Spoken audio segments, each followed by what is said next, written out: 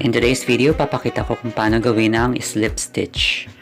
So, ito, for example, ito yung kunwari hem ng skirt. So, kasi usually ang slip stitch ay ginagamit ito for hemming. So, ito ang example natin.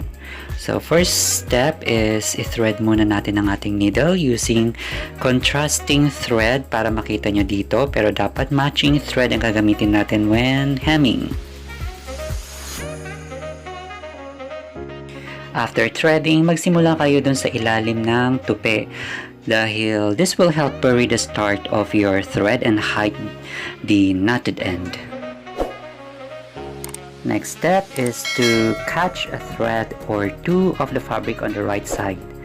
So dapat it should line up more or less with where your needle comes out of the folded edge.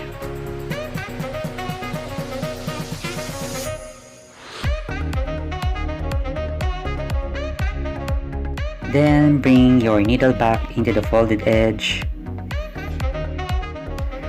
Pull the thread to bring the edges closer together. Don't pull too tightly or your work will pucker. Repeat these steps over and over again and keep the stitches spaced evenly as you go. Pick up only a few threads of the main fabric but feel free to take big bites out of the folded edge. So, saan nga ba ginagamit ang slip stitch? Slip stitch to secure folded edges of waistbands and cuffs and when finishing a hem, or when closing openings left in belts or other enclosed parts for turning. Slip stitch to attach bias tape trim or bias binding around necklines and armholes. Anytime you need to hand sew a folded edge invisibly, a slip stitch is a good choice.